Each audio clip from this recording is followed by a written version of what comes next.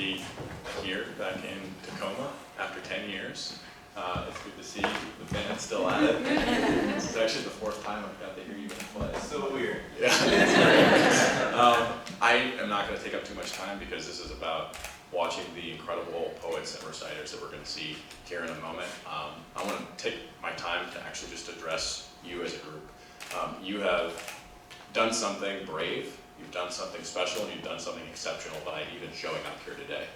And by making the decision to do something that some people might call weird, poetry, and to recite it, and to do it at such a high level, to come here and to share your gift with all of us is something that I'm looking forward to being on the receiving end of. I would encourage you, no matter what happens today, to not forget that you have a gift. That if you are the winner today, who gets to go to Washington, D.C., and will have the best experience of your high school by far, you're going to have a wonderful experience.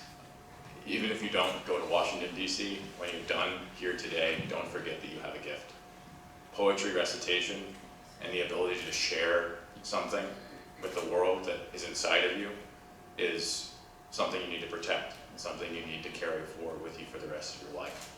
So if someone ever asks you to recite a poem at Thanksgiving, like my mom does every Thanksgiving, or a friend finds out that you did poetry out loud in college and says, "Can you recite something?" you should say yes, because it is a gift. And when you take the time to give a gift to someone, the gift of poetry, they remember it and they appreciate it. And I'm looking forward to receiving that from you today.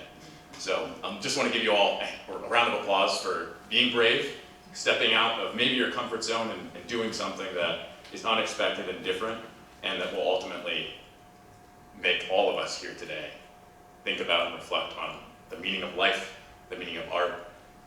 So thank you.